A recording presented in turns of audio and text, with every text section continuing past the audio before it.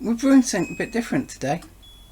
This is my special project oatmeal stout. I'm brewing it for Brew Con. Rob at the Malt Miller asked me if I'd like to brew something that they can serve on their stand. He said he really liked my stout, so a stout it is.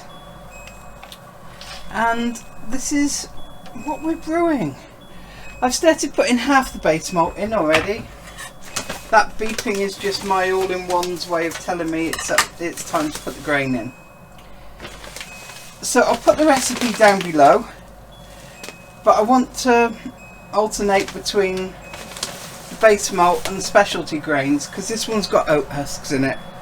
Because I've asked for extra fine crush, I want some oat husks in there to make sure that the machine keeps the grain bed free draining. Otherwise you can have issues with these type of machines where you're mashing and the liquid doesn't recirculate properly. It doesn't flow well through the grain bed. So the idea, some oat husks, just create some space in the grain, stop it becoming one solid lump of porridge, and then liquid not being able to drain through properly.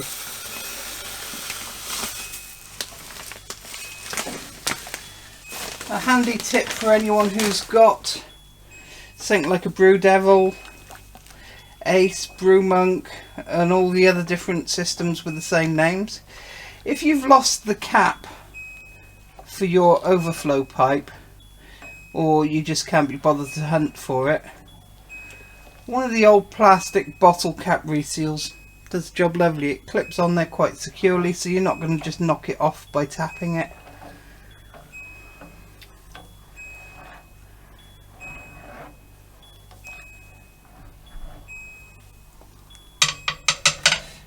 Just making sure I give it a good stir between additions. I want to get decent efficiency on it,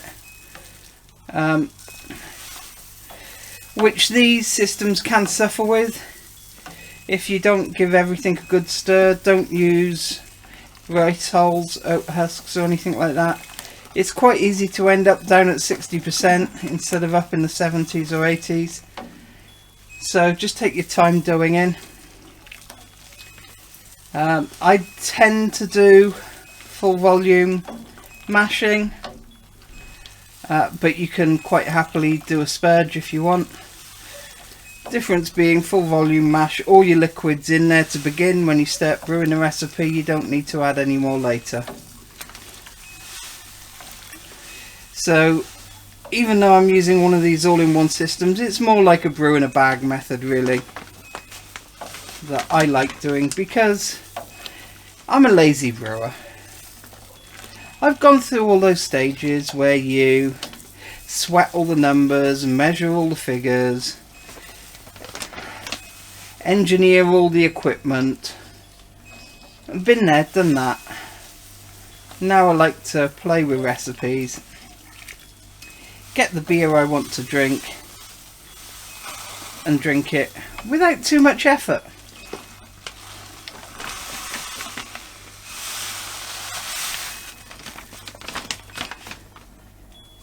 So whilst I'm still doing all grain, I'm still doing my own recipes, and it still takes hours, I can quite happily just walk away for 3/4 of an hour at a time, go and do something else and not have to stand guard on it.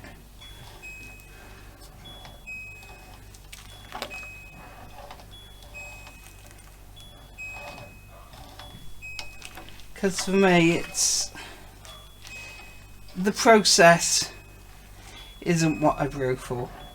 I used to, like I say, I've been there, done that. Got the t-shirt, but some of my best beers have been the most simple, least effort ones.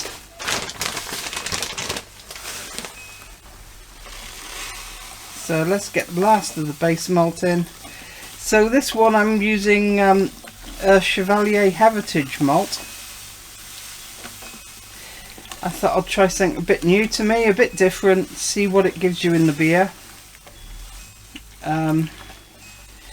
If you can't get that, then go with what you can. It's a British ale.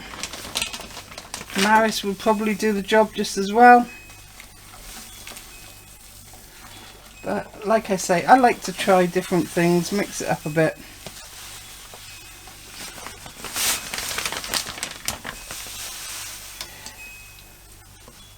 I know a lot of people like brewing the same beer again and again because they like the results.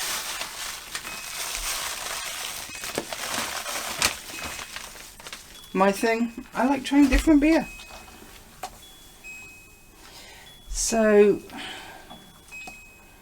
whilst this is just finishing doughing in, what's coming up? So Brew Con, of course, is coming up.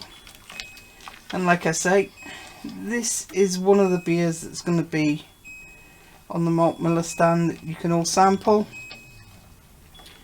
I don't know whether they're going to make the recipe kit publicly available or not, but I'll certainly share the recipe down below.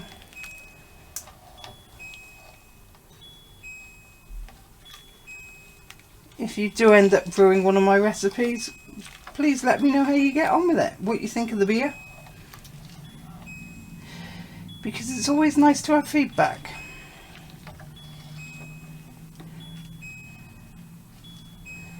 Couple of little dough balls from where I did the last bit quickly, and I think we're done. Right,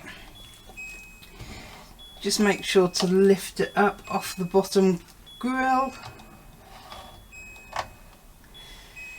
just so the oat husks and everything have a chance to get throughout the mash. Right, that should be us done. Take the little cap off. Now this isn't going to be able to crush all the way down onto the malt, but I just want it there to help spread out liquid as it falls in from the recirc pipe. Okay, I'm going to start mashing, and look at that. Even as experts, oh, so-called experts, managed to muck it up. It went in at an angle and I got grain on the top. Not that it matters, it's just tidier if you don't. Right, I'll get recirculating and I'll catch you again later once we've got all the grain out. So there we go, mash is done. We let it all drain and we're just coming up to the boil now. We're going to be putting in 43 grams, hope you can see that, of East Kent Goldings. As soon as it gets up to the boil, it's going to be a 19-minute boil. Get some extra caramelisation going in there, that's my thinking. And there it is, just under 20 litres in the fermenter. The boil off rate seemed to go a bit more vigorously today, so I'll lick her back with a litre or so and then we'll be bang on. Well, can't wait to see what it's like now. Remember to hit that like button and subscribe. Thanks for watching Daft Cat Brewing.